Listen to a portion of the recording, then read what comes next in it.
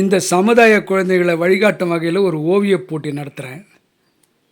எவ்வளோ நாளாக உங்களுக்கு படம் வரைய தெரியும்?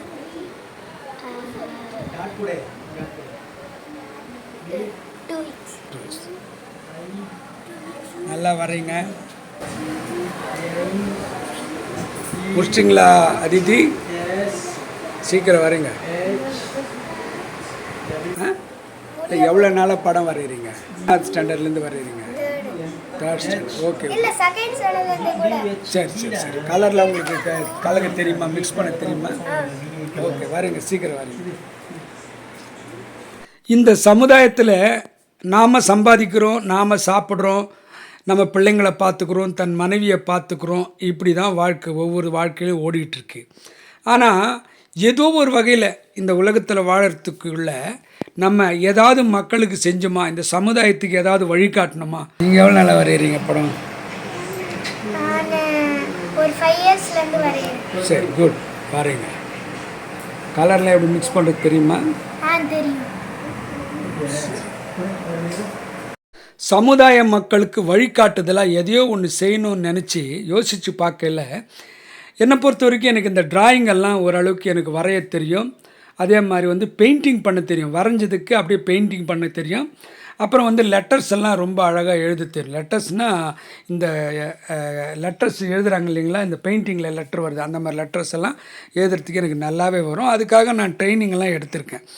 இப்படி நம்ம ட்ரைனிங் எடுத்துகிட்டு நாம் வேறு வேலை செஞ்சுக்கிட்டு இருக்கோம். இதை இந்த சமுதாயத்தில் பிள்ளைங்களுக்கு சொல்லிக் கொடுத்தா வருங்கால இளைஞர்களாக, வருங்கால கல்லூரி மாணவர்களாக அவங்க வரும்போது அவங்க ஓவிய போட்டிகளில் ஒரு சிறந்த ஓவிய போட்டியாளராகவும் சிறந்த ஒரு ஓவியனாகவும் வர்றதுக்கு வாய்ப்பு இருக்குது. அவங்களுக்கு ஒரு கைடன்ஸாக அவங்களுக்கு பெயிண்டிங் சொல்லிக் கொடுக்கலாம். படம் யார் ஒன்றா வரையலாம், ஆனால் பெயிண்டிங் பண்ணுறது ரொம்ப ரொம்ப கஷ்டம். அந்த பெயிண்ட்லாம் எப்படி மிக்ஸ் பண்ணுறது, கலர் எப்படி மிக்ஸ் பண்ணுறது அப்படின்றது அவங்களுக்கு தெரியாது.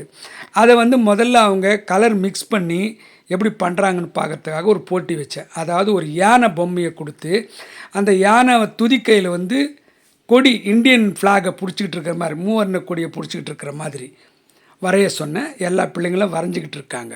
இந்தியாவோட கொடியை யானை துதிக்கையில் பிடிச்சிட்டு இருக்க மாதிரி வரைஞ்ச படத்தை இப்போ பசங்கக்கிட்ட நான் இப்போ கலெக்ட் பண்ணுறேன்.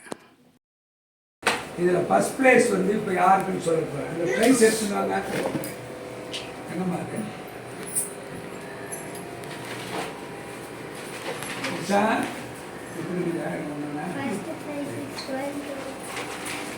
இப்போ first place goes to Lakshanya.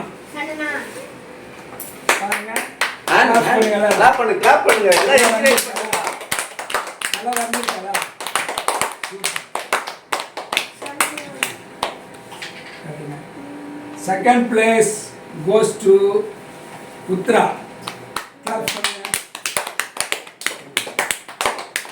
Third place first place லக்ஷன்யாங்க. உங்களுக்கு இதான் ஃபர்ஸ்ட் ப்ரைஸ். செகண்ட் பிளேஸ் யாரு? நீங்கள். தேர்ட் பிளேஸ் யார்? இவரே பிரஜனம் ப்ளஸ் வருணும். சரியா? இப்போ உங்களுக்கு எல்லாம் அதை எடுத்துட்டோம், அப்படியே எடுத்துக்கிட்டோம். பார்ட்டிசிபேட் பண்ணதுனால உங்களுக்கு எல்லாருக்குமே ப்ரைஸ் இருக்குது. பார்ட்டிசிபேட் பண்ணதுனால ஓரளவுக்கு நல்லா வரைஞ்சவங்களுக்கு ஃபஸ்ட்டு, செகண்டு, தேர்டுன்னு கொடுத்துட்டோம்.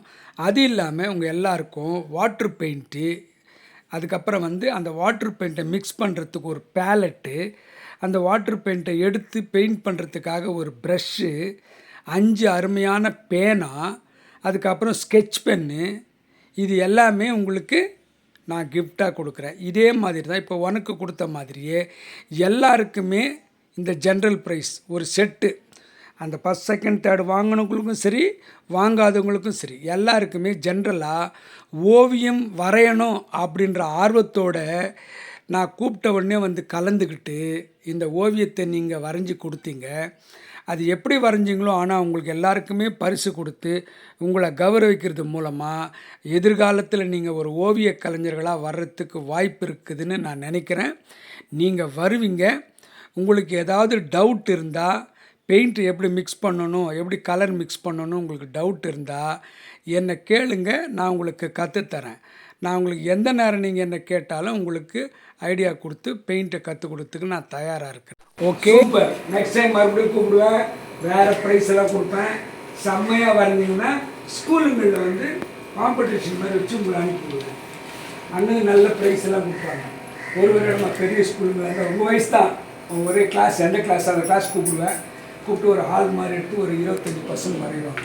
அப்போ நல்லா ப்ராக்டிஸ் பண்ணுவேன்.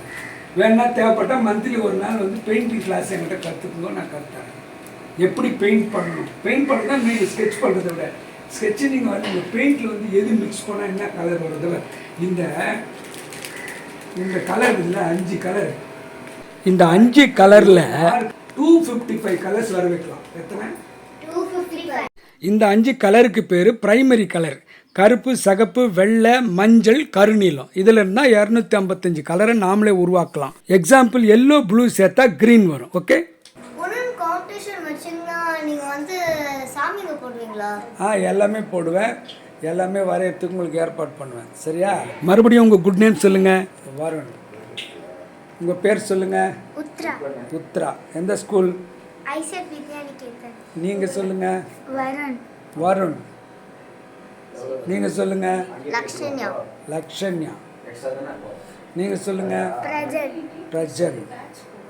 நீங்கள் சொல்லுங்கள். தியா. நீங்கள் சொல்லுங்கள். அதித்தி. அதித்தி.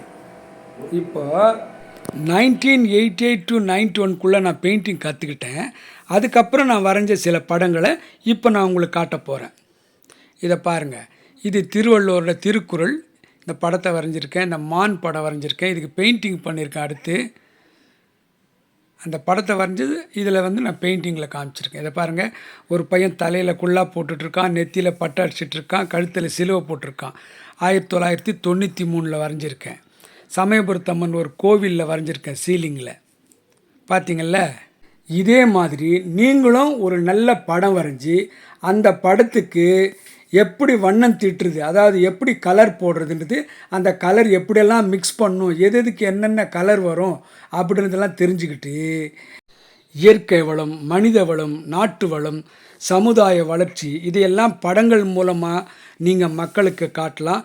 நீங்கள் மக்களுக்கு நீங்கள் சில பேருக்கு ஒரு வழிகாட்டியாக, நீங்கள் மற்றவங்களுக்கு இதெல்லாம் கற்பிக்கிற மாதிரி நீங்கள் ஒரு சிறந்த மாஸ்டராக, ஓவிய கலைஞராக உருவாகணும் அப்படின்றது தான் என்னோடய ஆசை. நீங்கள் வாங்க, உங்களுக்கு நான் கற்றுத்தரேன். ஒரு சிறந்த ஓவிய கலைஞராக மாறுங்க, இந்த சமுதாயத்துக்கு நல்லா ஹெல்ப் பண்ணுங்கள். இப்போ நான் ஒரு யானை தலையை சிம்பிளாக வரைஞ்சி காட்டுங்க, நீங்களும் வரைங்க. வாழ்க வளமுடன். பார்த்தீங்களா? Okay, good.